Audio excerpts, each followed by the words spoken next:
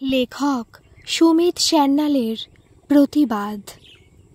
রাগিনীকে নিয়ে তার বাড়িতে কেউ খুশি নয়, সবারই তাকে নিয়ে নানা অনুযোগ অভিযোগ। স্বামী উদয়ের অভিযোগ সে কেন প্রতিদিন একই রকম জলখাবার পরিবেশন করে।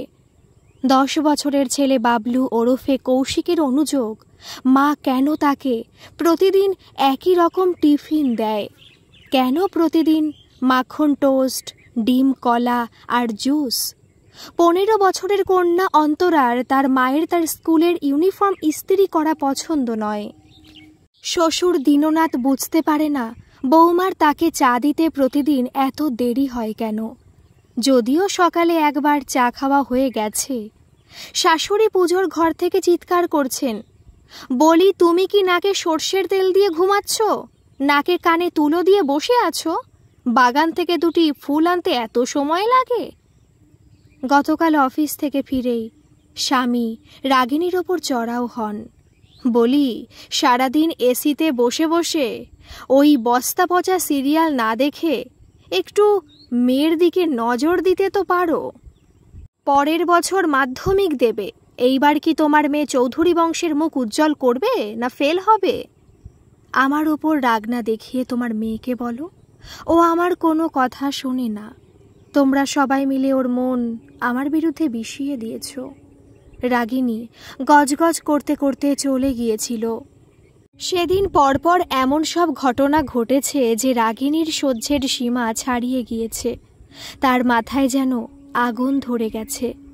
সেদিন শ্বশুরের কটূক্তি ঠেকাতে ছুটে তাকে চা দিতে গিয়ে তার পায়ে গরম চা পড়ে গেছে।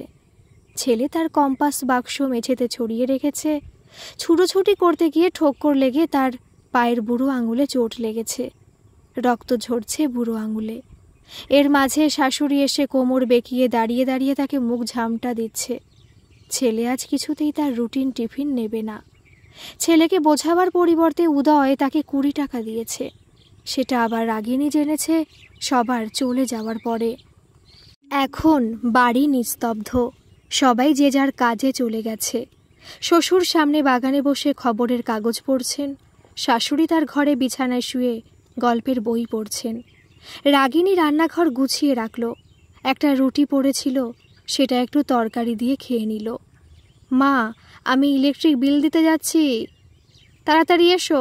রাস্তায় দাঁড়িয়ে কারো সাথে গল্প জুড়ে দিও না আবার, শাশুড়ি বিষাক্ত স্বরে বললেন। শ্বশুরকে জানিয়ে রাগিনী বেরিয়ে গেল। ফিরে এসে স্নান সারল। শ্বশুর শাশুড়িকে দুপুরের খাবার পরিবেশন করল, নিজে একটু মুখে দিল।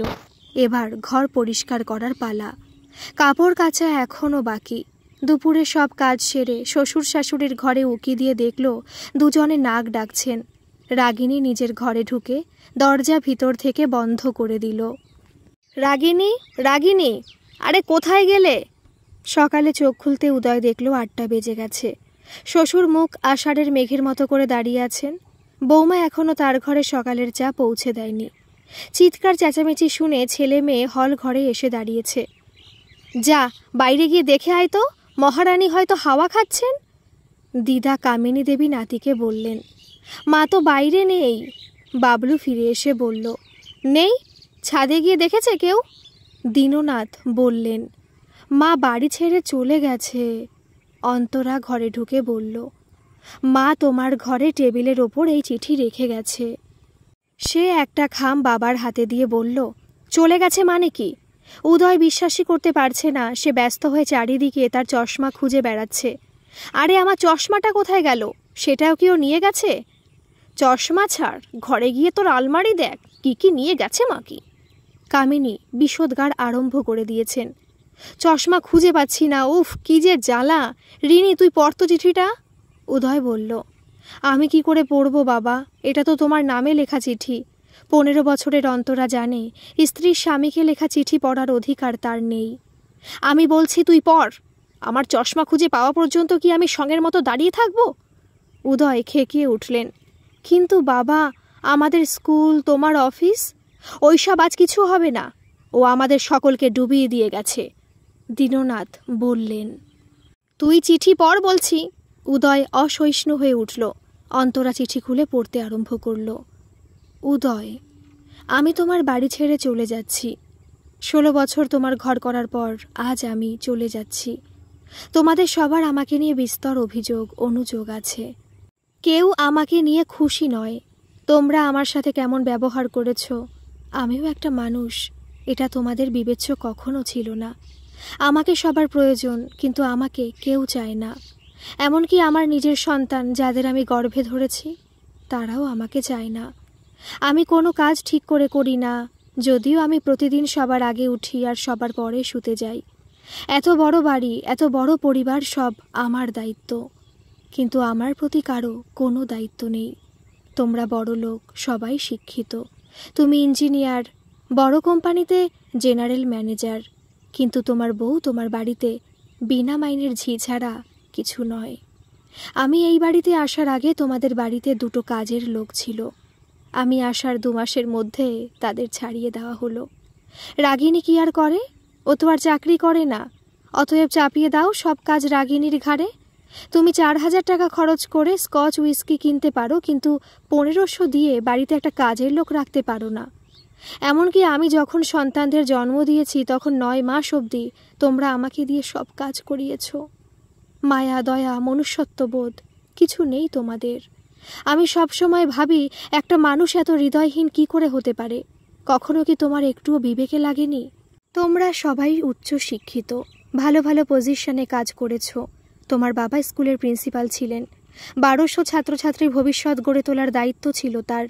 কিন্তু নিজের একমাত্র ছেলের স্ত্রীকে কুনজরে দেখা তোমাদের ধর্তব্যের মধ্যেই ছিল না কখনো। সুযোগ সুবিধা পেলেই তিনি আমাকে পাওয়ার চেষ্টা করতেন। কয়েকবার কুপ্রস্তাব করতেও তার বিবেকে লাগেনি। যার দেখার ছিল তিনি দেখেছেন, কিন্তু ওনার জন্য সেটা কোনো ব্যাপারই ছিল না। পুরুষ মানুষ নাকি একটু আধটু ওইসব করেই থাকে, এটা তোমাদের মূল্যবোধ? জানি না কখন সে তোমার মেয়েকে নিয়ে ওইসব করবার চেষ্টা করবে। তুমি নিজেও কিছু আলাদা নও। আমাদের বিয়ের 16 বছর হয়েছে, কিন্তু তুমি এখনও আমাকে রেহাই দাও না। ক্লান্তিতে আমার দেহ মন ভেঙে পড়ছে, তাও প্রতিদিন আমার শরীর নিয়ে খাবলানো কমে না তোমার। আমি ভাবি একটা মানুষ এত নিষ্ঠুর, এত নির্মম কি করে হতে পারে? ছেলে মেয়ের প্রতি তোমার কোনো দায়িত্ব নেই। তুমি প্রতিদিন উইস্কির গ্লাস নিয়ে রিল্যাক্স করতে পারো, কিন্তু মেয়েকে একদিন একটু অঙ্ক দেখিয়ে দিতে পারো না, কারণ তুমি পয়সা রোজগার করছো। আমার মেয়ের জন্য আমি নাকি লজ্জার কারণ। আমি মূর্খ, অসংস্কৃত, ডাফার। আমি এমন একজন চাকরানি যে তার স্কুল ড্রেসও ঠিক করে ইস্ত্রি করতে পারি না। আমি আমার ছেলের জন্য প্রতিদিন নানা রকম মুখরোচক টিফিন দিতে পারি না। ওর মা কিছুই জানে না। আমি আমার সাথে আমার কিছু জামা কাপড় আর বিয়ের সময় আমার বাবা যে কটা গহনা দিয়েছিলেন সেগুলো নিয়ে যাচ্ছি। যদিও তুমি বিয়ের সময় আমার বাবার কাছ থেকে 1 লক্ষ টাকা বরপণ আদায় করেছিলে, হিসেব মতো সেগুলো আমার পাওয়ার কথা, কিন্তু আমি অশান্তি চাই না, তাই আমি চলে যাচ্ছি। তুমি ভালো থেকো। মা বাবাকে আমার প্রণাম জানিও। আমার প্রাণাধিক ছেলে মেয়েকে ছেড়ে যেতে আমার বুক ফেটে যাচ্ছে। কচি বয়সে আমি চলে যাচ্ছি। আমার মামনিকে এমন দুর্বল সময় ফেলে যেতে আমার পা সরছে না। আমি আশা করব অন্তরা নিজের দায়িত্ব বুঝবে, নিজের একটা স্বাধীন পরিচয় গড়ে তুলতে পারবে, নিজের পায়ে নিজের ভরসায় উঠে দাঁড়াবে। ও যেন তার ভাইকে না ভুলে যায়। ঈশ্বরের কাছে আমার প্রার্থনা ওরা যেন সুখী হয়, ভুলে যেতে পারে এই অভাগিনী মাকে। আমাকে খোঁজবার চেষ্টা করো না, আমি মরব না। দেশের আইন আমাকে আমার ইচ্ছের বিরুদ্ধে কোথাও বেঁধে রাখতে পারে না। তোমরা ভালো থেকো। ইতি, রাগিনী। অন্তরা ডুকরে কেঁদে উঠল। মা, মা গো। বাবলু যদিও চিঠির কথা সব বুঝতে পারেনি, কিন্তু সে এইটুকু বুঝেছে মা চিরদিনের জন্য বাড়ি ছেড়ে চলে গেছে। দিদিকে ওই রকম ফুপিয়ে কাঁদতে দেখে সেও দিদিকে জড়িয়ে ধরে ঝড় ঝরিয়ে কেঁদে ফেলল। অন্তরা ভাইয়ের হাত ছাড়িয়ে নিজের ঘরে ঢুকে দরজা বন্ধ করে দিল। বাবলু ছুটে গিয়ে দিদির ঘরে দরজা পেটাতে আরম্ভ করল। দিদি, দরজা খোলো না দিদি। দিদি গো, ও দিদি, আমার ভয় করছে। বালকের 2 চোখ ভেসে যাচ্ছে। অন্তরা দরজা খুলে ভাইকে ভেতরে টেনে নিল। ভাই বোনে পরস্পরে পরস্পরকে জড়িয়ে ধরে অনেকক্ষণ কাঁদল। একসময় বাবলু ফোপাতে ফোপাতে বলল, দিদি, আমি আমার টিফিন ফেলে গিয়েছিলাম, মা তাই চলে গেল আমাকে ছেড়ে। কিন্তু দিদি, বাবা আমাকে 20 টাকা দিয়ে বলল টিফিন নিতে হবে না। আমি মায়ের কাছে কান ধরবো দিদি, মা কি আর কখনো আসবে না? বাবলু আবার হাউ হাউ করে কাঁদতে শুরু করলো। আমরা সবাই মায়ের মনে দুঃখ দিয়েছি ভাই, তাই মা চলে গেছে। আমি মাকে খুঁজে নিয়ে আসবো, তুমি কেঁদো না। বাবলু তার ছোট ছোট হাত দিয়ে দিদির চোখ মুছিয়ে দিল। না, চল আমরা দুজনে মিলে মাকে খুঁজব। অন্তরা তার ছোট ব্যাগ কাঁধে ঝুলিয়ে ভাইয়ের হাত ধরে নিজের ঘর থেকে বেরিয়ে আসলো। তোমরা আবার কোথায় চললে? দিদা চোখ পাকিয়ে বললেন। অন্তরা তার মুখ ঘুরিয়ে নিল। তোমরা বাড়িতে থাকো, আমি পুলিশ স্টেশন যাচ্ছি। মিসিং রিপোর্ট লিখিয়ে আসি। উদয় নিঃশব্দে মাথা নিচু করে বেরিয়ে পড়ল। সেদিন থেকে এই বাড়ির চেহারা পাল্টে গেছে। এক বিধ্বংসী ঝড় বয়ে গেছে সবার জীবনে। উদয় একেবারে নীরব হয়ে গেছে। সে নিজেই নিজের জীবন তছনছ করেছে। কামিনী দেবী দুই একবার রাগিনীকে নিয়ে কটূক্তি করতে চেষ্টা করেছে, কিন্তু নাতনির জ্বলন্ত চোখ দেখে, তার ভয়ঙ্কর মূর্তি দেখে সবাই কেঁপে উঠেছিল। পরদিন সকালে হঠাৎ উদয়ের বড় শ্যালক রণজয় বোনের খোঁজ নিতে এসেছে। সে পুলিশের ডেপুটি কমিশনার, সম্প্রতি বদলি হয়ে কলকাতায় ফিরেছে। আসুন দাদা। চকিতে একবার মা বাবাকে দেখে নিয়ে সে তাকে অভ্যর্থনা জানালো। কই, রাগিনী কোথায়? উদয় আমতা আমতা করতে আরম্ভ করল। সে একবার বাবাকে দেখছে, একবার মাকে।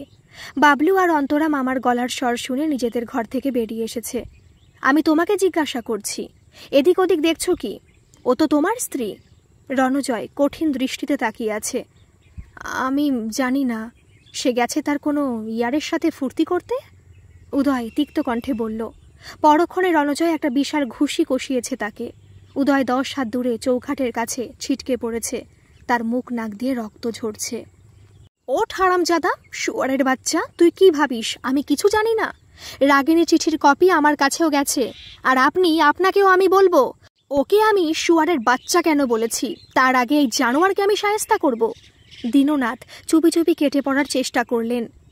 আপনাকে আমি যেতে বলেছি? দীননাথ পাথরের মতো ভয়ার্ত চোখে দাঁড়িয়ে রইলেন। রাগিনী আমাকে দিব্যি দিয়েছে, নইলে আমার ইচ্ছে করছে আপনাদের সকলকে নিয়ে গিয়ে হাজতে ঢুকিয়ে আচ্ছা করে খাতির করি। আপনারা নাকি ভদ্রলোক, আমার বোনের জীবন নরক বানিয়ে দিয়েছেন সকলে মিলে। রণজয়ের মুখে চোখে আগুন। না না দাদা, রাগিনীর ভুল বোঝাবুঝি হয়েছে। ভুল বোঝাবুঝি হয়েছে? আমি কি ঘাসে মুখ দিয়ে চলি? রণজয় হুঙ্কার দিয়ে উঠলেন। গত 16 বছর ধরে তুমি আমার বোনকে জানোয়ারের মতো খাটাচ্ছ। এই তোমার বাবা তাকে বেশ কয়েকবার রেপ করবার চেষ্টা করেছে। সে নাকি স্কুলের প্রিন্সিপাল, দুবার সাসপেন্ড হয়েছে মেয়েদের সাথে কুকর্ম করবার চেষ্টার জন্য। 2বার বদলি হয়েছে ছেলেদের স্কুলে, সেখানে ছোট ছোট ছেলেদের সাথে। ছি! রণজয় ঘৃণায় মুখ ঘুরিয়ে নিলেন। এই বাচ্চাদেরও মন বিষিয়ে দিয়েছ তোমরা মায়ের বিরুদ্ধে ইচ্ছে করে। অন্তরা এসে মামার হাত চেপে ধরল। বাবাকে ছেড়ে দাও মামা। মাকে খুঁজে পেলে বলো, আমরা সব জেনেছি, সব বুঝেছি। আমরা মাকে নিজের দোষে হারিয়েছি, কিন্তু আমরা মাকে ভালোবাসি। আমরা আমাদের প্রায়শ্চিত্ত করছি। অন্তরা ভাইয়ের হাত ধরে নিজের ঘরে চলে গেল। রণজয় ব্যথিত নয়নে তাকিয়ে রইল। দেখো তোমরা, তোমাদের জন্য তাদের মা হারিয়ে গেছে এদের জীবন থেকে, তাও মেয়ে তার বাবাকে বাঁচাতে চলে এসেছে। রণজয় গটগটিয়ে ঘর থেকে বেরিয়ে গেল। কিছুক্ষণ পরে তার জিভের আওয়াজ মিলিয়ে গেল দিগন্তে। ঘরে পিন পতন স্তব্ধতা, সবাই মাথা নিচু করে বসে রয়েছে। সেদিনের পরে এই বাড়িতে সবার জীবন আগাগোড়া পাল্টে গেছে। অন্তরা প্রতিদিন ভোরে সবার আগে ঘুম থেকে ওঠে।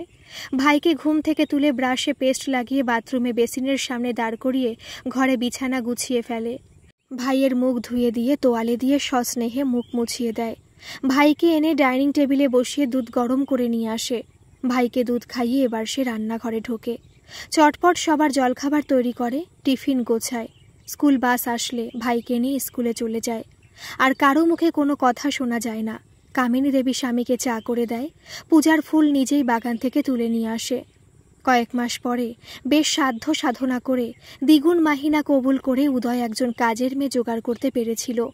পাড়ায় সমাজে তাদের এমনই দুর্নাম। বাচ্চাদের মামা প্রায়ই এসে তাদের খোঁজ খবর নিয়ে যান। উদয়কে তিনি কড়া নজরে রেখেছেন। স্থানীয় থানায় নির্দেশ দেওয়া রয়েছে এই বাড়িটার ওপর নজর রাখার। ওদের দেখলেই পাড়ার লোকে তাদের নিয়ে ঠাট্টা তামাশা করে, বিদ্রূপ করে, মিথ্যে সহানুভূতি দেখায়। এই যে চৌধুরী বাবু, কেমন আছেন? কেমন চলছে সব আপনাদের কাণ্ড কারখানা? আচ্ছা, বৌদি কি নিজে নিজেই চলে গেছেন, নাকি আপনি সরিয়ে দিয়েছেন? ভয় নেই, আমরা পুলিশকে জানাবো না। একদিন সকালে উঠে উদয় দেখল খবরের কাগজ আসেনি। তার অনেক দিনের অভ্যেস, সে সকালে উঠে খবরের কাগজ নিয়ে বাথরুমে ঢোকে। উদয়ের মেজাজ খারাপ হয়ে গেল। বাথরুম থেকে বেরিয়ে দেখল মা রান্নাঘরের সামনে দাঁড়িয়ে আছেন। কি হলো মা? কি আর হবে, দুধ এখনো দিয়ে যায়নি, তোমার বাবা চায়ের জন্য অস্থির হচ্ছেন। কামিনী দেবী বললেন, কেন, খবরের কাগজও দেখছি দেয়নি, গতকালই তো টাকা নিয়ে গেছে পেপারের দুধের। আচ্ছা, আমি অফিসে যাওয়ার সময় দেখে যাব, এখন কালো চাই দাও না হয়। অফিস যাওয়ার পথে উদয় কাগজওয়ালাকে দেখল সাইকেলে করে খবরের কাগজ বিলি করছে। আরে রমেশ, আজকে খবরের কাগজ দাওনি কেন? উদয় সহসা তার পাশে গাড়ি দাঁড় করিয়ে প্রশ্ন করল। আচমকা ডাকে রমেশ লাফিয়ে সাইকেল থেকে প্রায় পড়ে যাচ্ছিল। না, আমি আপনাদের বাড়ি কাগজ আর দিতে পারবো না, আমাদের ইউনিয়ন বারণ করেছে। রমেশ তার সাইকেল নিয়ে বেরিয়ে গেল। তার কথা উদয়ের গায়ে লাগলো। কোনো স্যার, কোনো সাহেব নয়, রমেশ তাকে পুরোপুরি অবজ্ঞা করে চলে গেল। বাজারে কেউ তাকে খবরের কাগজ দিল না, দুধওয়ালার কাছেও সে একই ব্যবহার পেল। উদয় স্তব্ধ হয়ে দাঁড়িয়ে রয়েছে রাস্তার মাঝে। হঠাৎ চারিদিকের থেকে মানুষের চিৎকার, হর্নের আওয়াজে তার তন্দ্রা কাটল। রাস্তার মাঝে সংসেজে দাঁড়িয়ে থাকলে কি চলবে? পারেন তো ডুবে মরুন। একজন বিদ্রূপ করে গেল। দীননাথ প্রায়ই পাড়া লাইব্রেরিতে গিয়ে বসেন। বহুকাল তিনি এই লাইব্রেরির সদস্য। সেদিন তিনি লাইব্রেরিতে ঢুকতেই সবাই হঠাৎ সতর্ক হয়ে উঠল। মা বাবারা তাদের ছেলে মেয়েদের কাছে টেনে নিলেন। অনেক লোকজন মিলে একপাশে জটলা করতে শুরু করেছে। কাছে এসে কথা বলা তো দূর, তিনি কারো দিকে এগোবার চেষ্টা করতেই সে পাশ কাটিয়ে পালিয়ে যাচ্ছে। দীননাথের অদ্ভুত লাগছে। এই যে চৌধুরী সাহেব, একটু শুনুন না। বয়স্ক লাইব্রেরিয়ান তাকে অফিসে ডেকে নিয়ে গেলেন। মাফ করবেন চৌধুরী সাহেব, আমাদের আপনার মেম্বারশিপ ক্যান্সেল করতে হয়েছে। অনেক মেম্বার লিখিত আপত্তি জানিয়েছে। কেন, কিসের আপত্তি? দীননাথের ভুরুতে ভাঁজ। এখন গরমে ছুটি চলছে, লাইব্রেরিয়ান তার কথা যেন শুনতেই পায়নি। অনেক উঠতি বয়সের মেয়েরা এই সময় লাইব্রেরিতে আসে।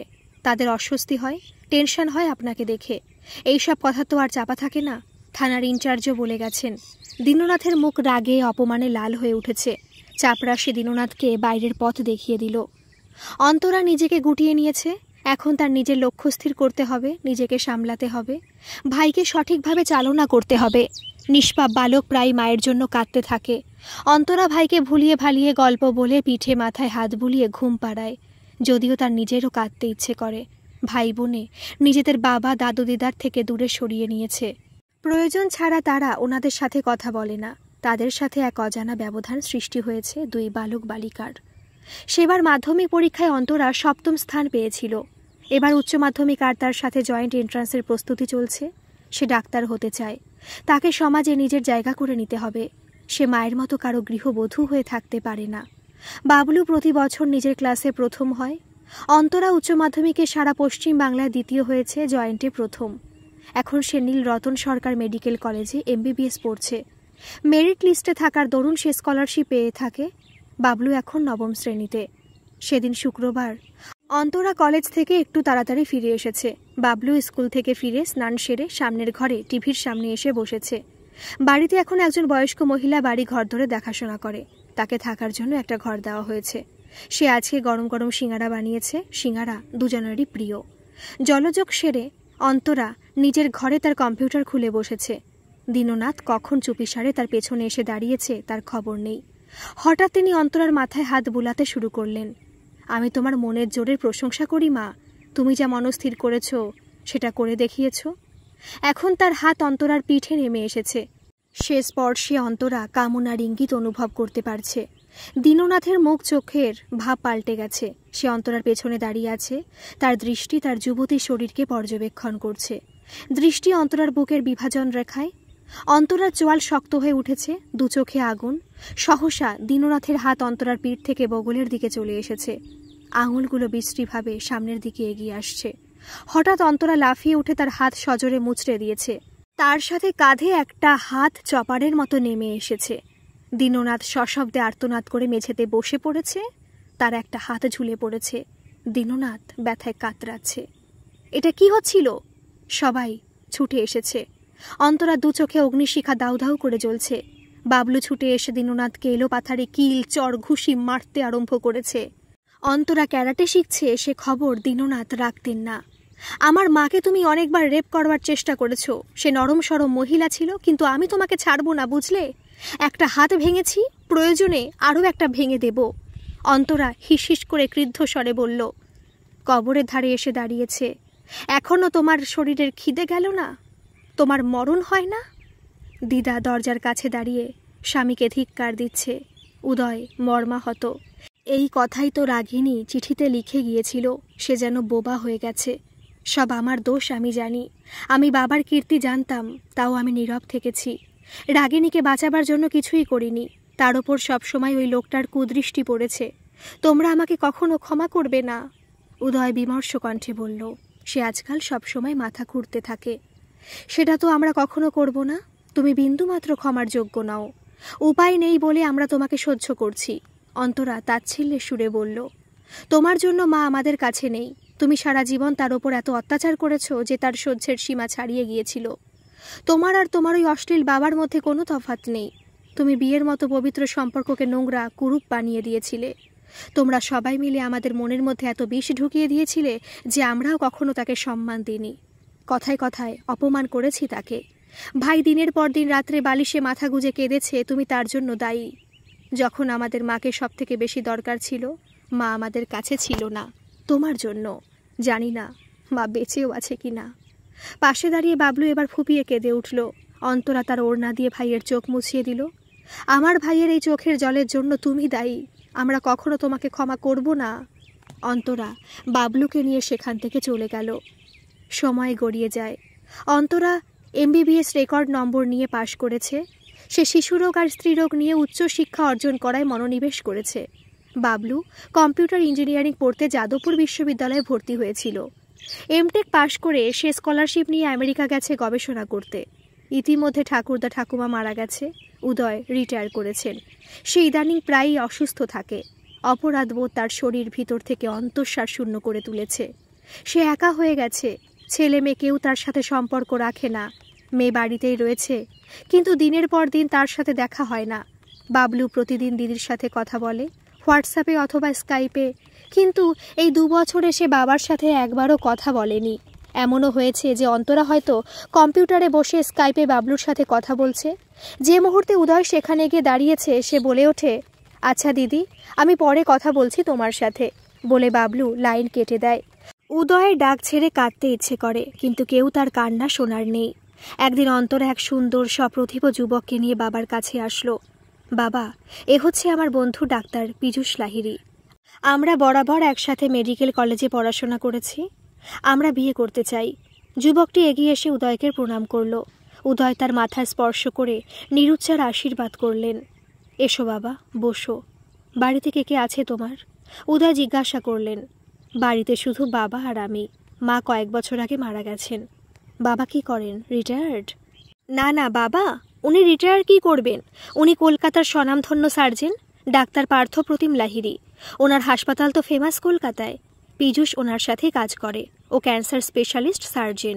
বিয়ের পরে আমিও সেখানেই আমার কাজ চালিয়ে যাব, অন্তরা বলল।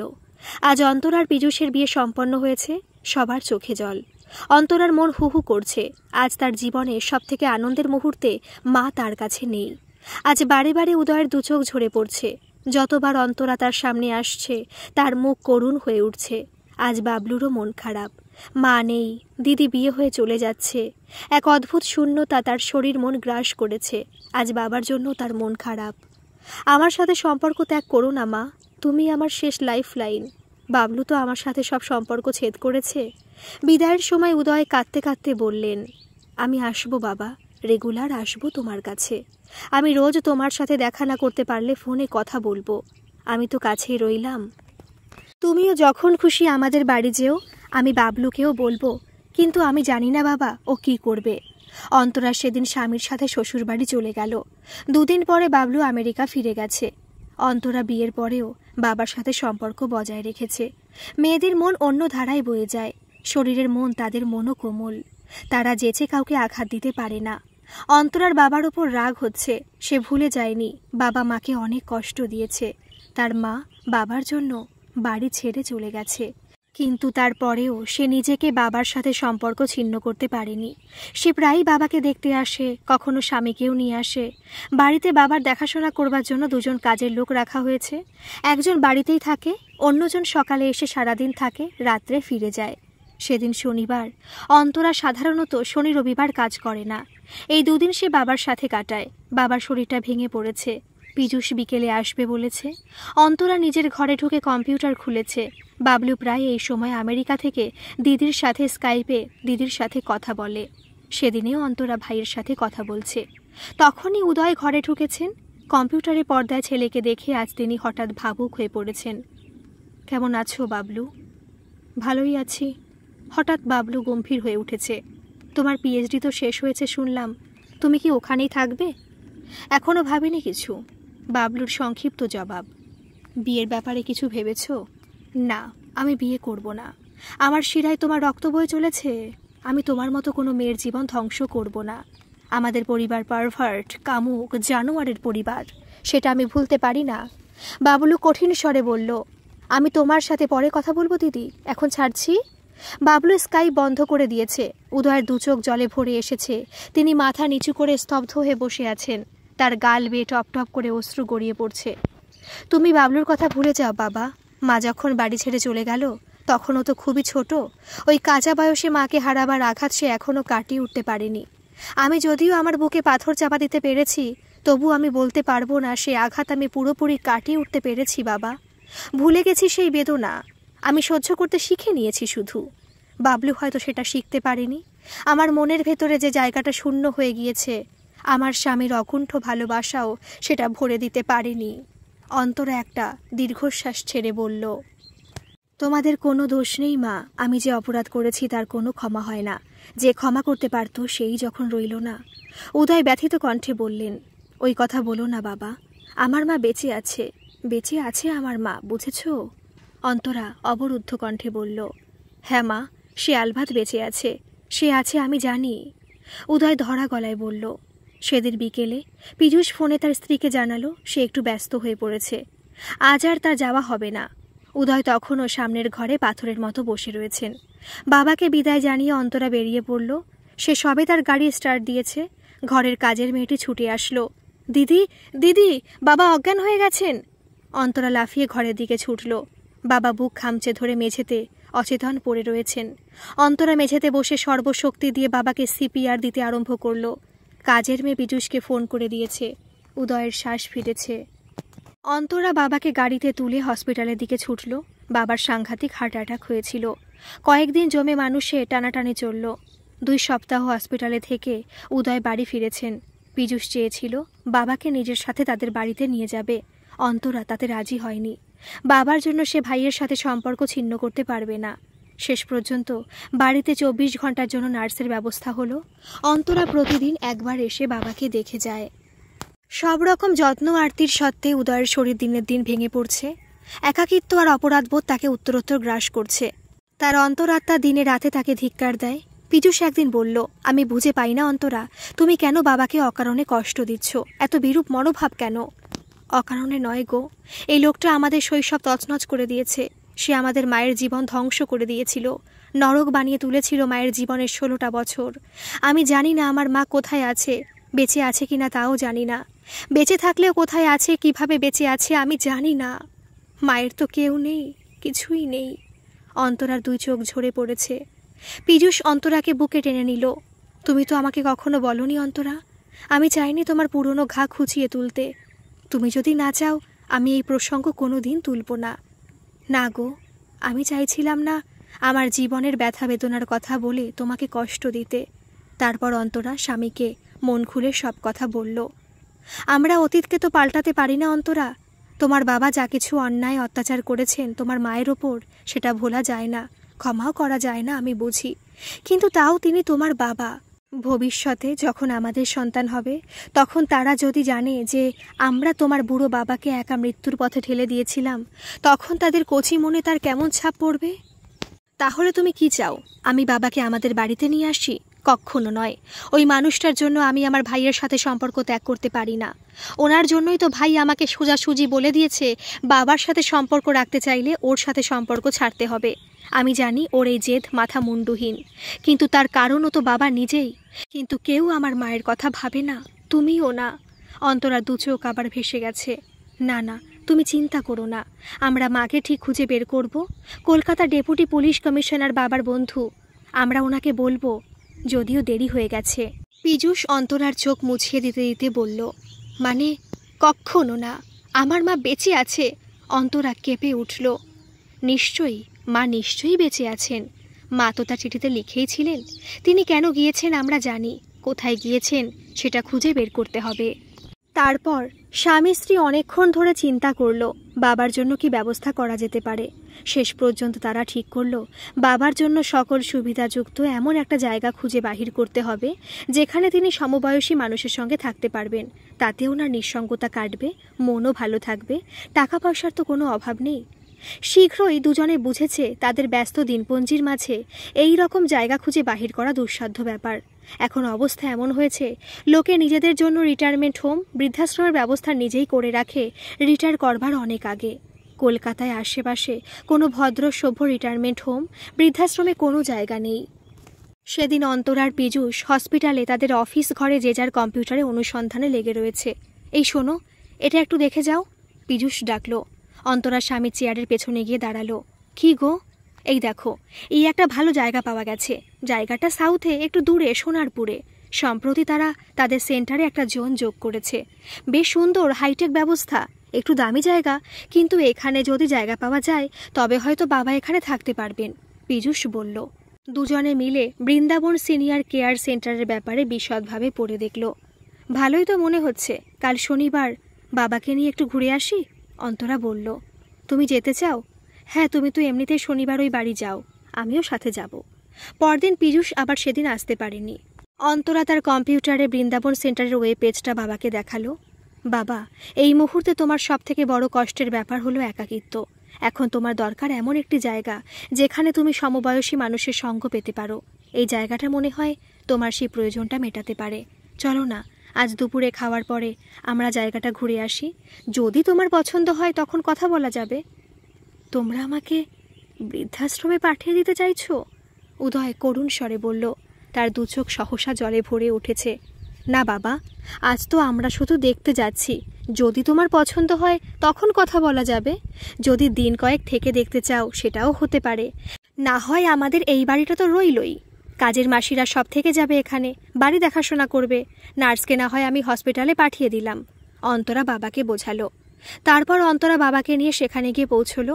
খুবই সুন্দর জায়গাটা, মনোরম পরিবেশ। সাধারণ বৃদ্ধাশ্রমে যেমন সারি সারি ঘরে থাকে, এখানে তার পরিবর্তে ছোট ছোট কটেজের মতো ঘর বৃত্তাকারে সাজানো রয়েছে। সবকটি কটেজ পরস্পরে ঢাকা, বারান্দা দিয়ে যুক্ত আছে। চারিদিকে সবুজের সমারোহ, ফুলের বাগান, পাঁচিলের ধারে ধারে সারি সারি নারিকেল গাছ। একপাশে মেডিকেল সেন্টার, কর্মচারীদের থাকার জায়গা। অন্তরা অফিস ঘরের পাশে পার্কিংয়ে তার গাড়ি দাঁড় করালো। বাবাকে রিসেপশনের পাশে সোফায় বসিয়ে সে কাউন্টারে নিজের কার্ড দিয়ে বলল, আমি এই সংস্থার ব্যাপারে জানতে চাইছিলাম। রিসেপশনিস্ট তাকে আপাদমস্তক নিরীক্ষণ করে বলল, আপনি নিশ্চয়ই আপনার কোনো বয়স্ক মানুষের জন্য খোঁজ করতে চান? আমাদের এখানে কাট অফ বয়স হচ্ছে 60 বছর।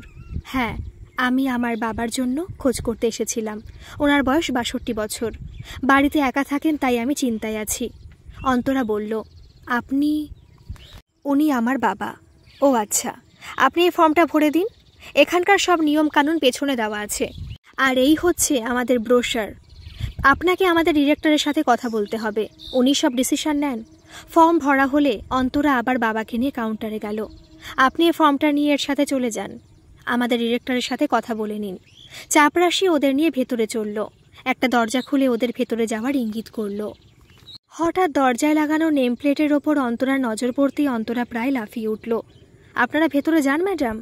সামনে ডিরেক্টরের আসনে রাগিনী বসে আছে। রাগিনী ওদের দেখে যন্ত্রচালিতের মতো উঠে দাঁড়িয়েছে। সহসা অন্তরা দু চোখ জলে ভরে উঠেছে। মা!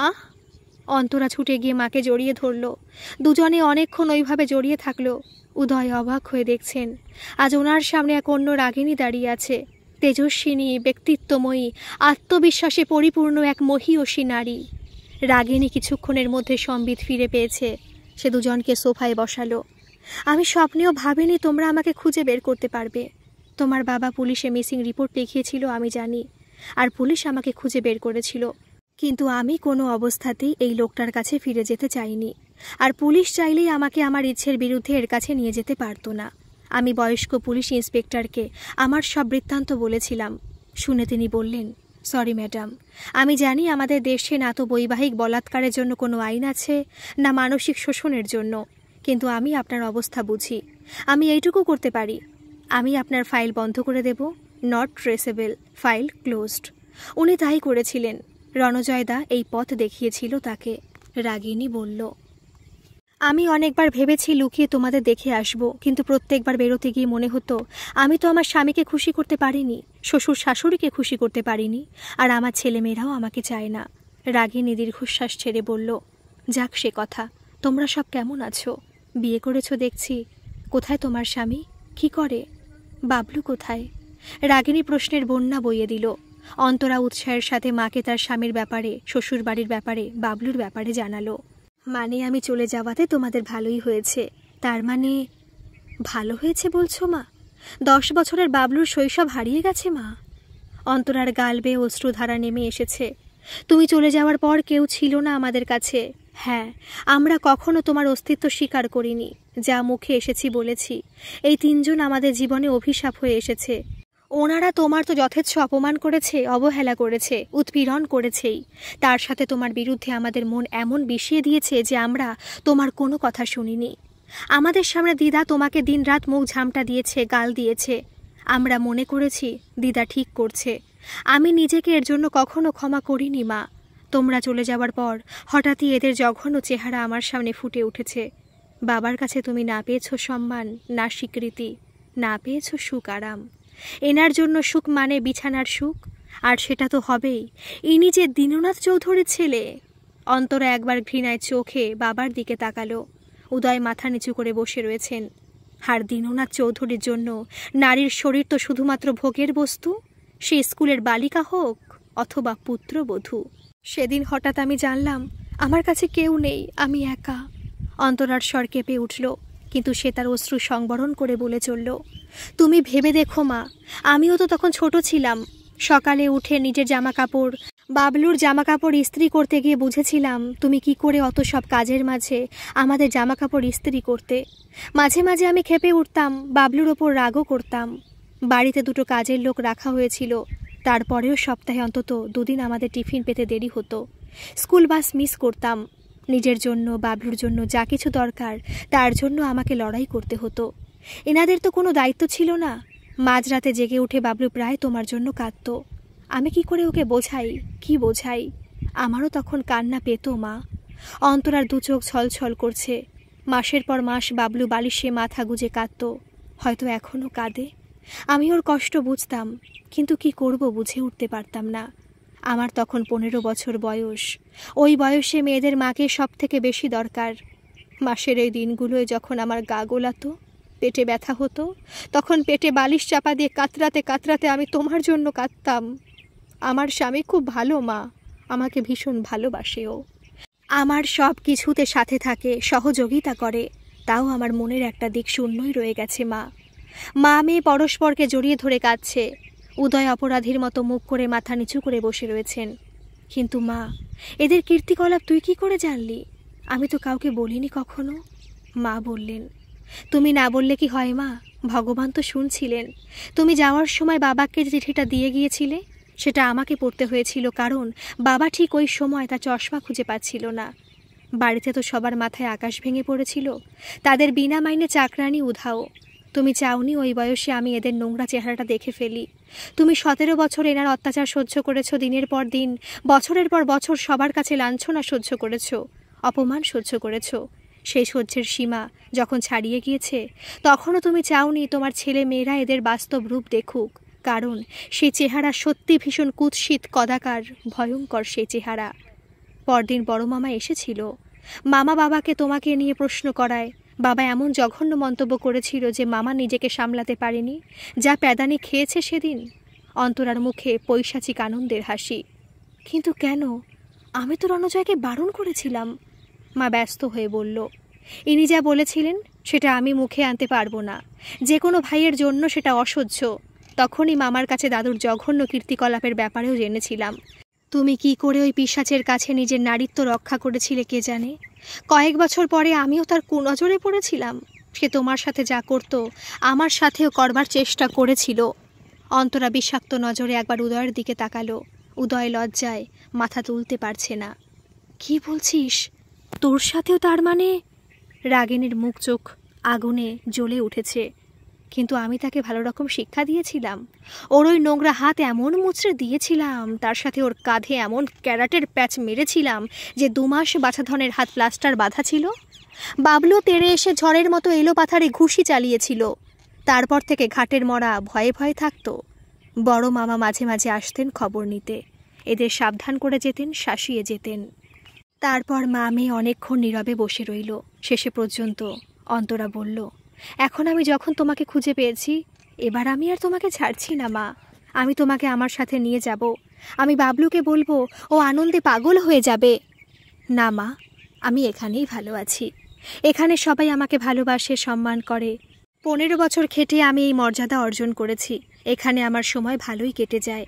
এখন আমি কাজ করতে পারছি, কিন্তু আমি যখন কাজ করতে পারবো না, তখনও এরা এখানে আমাকে খেয়াল রাখবে। এমন এগ্রিমেন্ট হয়েছে এদের সাথে আমার। অন্তরা ছলছলে চোখে মায়ের দিকে চেয়ে আছে। মা তাকে বিশ্বাস করতে পারছে না। কেনই বা করবে? সে কি সত্যই মাকে অমনভাবে খুঁজেছে? সে তো আজ দৈবাত মায়ের সাথে দেখা হলো। মা মেয়ের মনের কথা বুঝেছে। তাছাড়া এখন তোমার বিয়ে হয়ে গেছে। তুমি আমাকে তোমার শ্বশুর বাড়িতে তো নিয়ে রাখতে পারো না। উচিতও নয় সেটা। এখন তো তুমি আমাকে খুঁজে পেয়েছো। যখন খুশি চলে আসবে মায়ের কাছে। জামাইকেও নিয়ে এসো, আমিও যাব সময় সুযোগ বুঝে। ক্ষণিক থেমে মা আবার বললেন, বাবলুকে বলো ও যেন আমাকে ফোন করে। ওর হয়তো মায়ের মুখটাও মনে নেই। রাগিনীর মুখ করুণ হয়ে গেছে। না মা, কোনো সন্তান তার মাকে ভুলতে পারে না। বাবলু তো বিয়েও করেনি। ও বলেছে সে কখনো বিয়ে করবে না। অন্তরা বলল, কেন বিয়ে করবে না? ও বলে ওর শিরায় এই পরিবারের বিষাক্ত রক্ত আছে। ও কোনো মেয়ের জীবন নষ্ট করতে চায় না। আচ্ছা, তোমরা তো আজকে আমাকে খুঁজতে আসোনি। রাগিনীর নজর এবার ওদের ফর্মটায় পড়েছে। আমরা কি জানতাম তুমি এখানে থাকো? আমরা বাবার জন্য একটা ভালো সিনিয়র কেয়ার সেন্টার খুঁজছিলাম। শেষে পীযূষ খুঁজে বের করেছে এই জায়গাটা। অন্তরা বলল, কেন? ওর তো নিজের বাড়ি রয়েছে। টাকা পয়সা তো কোনো অভাব নেই। 2টোর জায়গা 4টে চাকর রাখুক, আয়া রাখুক। রাগিনী এক ঝলক উদয়ের দিকে তাকালো। তা আছে মা, কিন্তু তাতে তো বাবার একাকিত্ব কাটবে না। শরীরটাও ভালো যাচ্ছে না। তার জন্য তুমি তো আছো। এই অপদার্থ মহিলাকে ওর কিসের দরকার? রাগিনী তিক্ত কণ্ঠে বলল, রসকসহীন বুড়ি হয়ে গেছি, আমার কাছে সে কি পাবে? রাগিনী, আমি দোষী, আমি অপরাধী। এই 15 বছর ধরে প্রতিনিয়ত অনুতাপ করছি। আমার ছেলে মেয়েরা আমাকে ক্ষমা করেনি কখনো। আমি নিজেকেও ক্ষমা করিনি। এখন ক্ষমা চাওয়ার যদিও কোনো মানে হয় না, তাও আমি তোমার কাছে ক্ষমা চাইছি রাগিনী। উদয়ের চোখ ছলছল করছে। এখন ক্ষমা চেয়ে কী হবে? তোমার ক্ষমার মেয়াদ শেষ হয়ে গেছে। এখন আর তার কোনো দাম নেই। আমি কি চেয়েছিলাম তোমার কাছে? কিছুই না। একটু ভালোবাসা, একটু স্বীকৃতি, একটু সহানুভূতি। আর আমি কি পেয়েছি তোমার কাছে? তুমি শুধুমাত্র আমার শরীর চেয়েছিলে, আর 17 বছর নৃশংসভাবে, নির্মমভাবে সেটা ভোগ করেছো তুমি। আমার ছেলে মেয়েকে আমার কাছ থেকে কেড়ে নিয়েছো। তোমার গৃহ সংসারের বইটা আমি 15 বছর আগে পুড়িয়ে দিয়েছি। তোমরা জানো, এখানে জায়গা পাওয়ার জন্য লোকে 10 বছর আগে থেকে বুকিং করে। এখন কোনো জায়গা নেই আমার কাছে। রাগিনী রুক্ষ স্বরে বলল, আমি বলতে চাইছিলাম রাগিনী, আমার জীবনের এই কটা দিন বাকি আছে। এমন হয় না রাগিনী? এই কটা দিন আমরা একসাথে কাটালাম। আমি আমার মেয়ের সামনে কথা দিচ্ছি, আমি তোমার পায়ের কাছে পড়ে থাকব। প্লিজ রাগিনী। উদয় অনুনয়ের স্বরে বলল, তোমার কোনো অধিকার নেই উদয়। তোমার বাড়ি আমি চিরদিনের জন্য ত্যাগ করেছি। রাগিনী মরে গেছে তোমার জন্য। Chapter closed. রাগিনী উঠে দাঁড়ালো। আমাদের দুপুরে খাওয়ার ঘন্টা পড়ে গেছে। আজকে তোমরা আমাদের অতিথি। খেয়ে যেও। দেখে যাও, যার কোনো অস্তিত্বই ছিল না তোমাদের কাছে, তাকে লোকে কত ভালোবাসে, সম্মান করে। তারপর অন্তরার দিকে ফিরে রাগিনী বলল, এই দুঃখী মাকে ভুলে যেও না। মাঝে মাঝে সময় করে কথা বলো। এই আমার ফোন নম্বর। বাবলুকে বলো। রাগিনী ফুপিয়ে কেঁদে উঠল। অন্তরা মাকে জড়িয়ে ডুকরে কাঁদছে। মা মেয়ের কান্নার থামে না।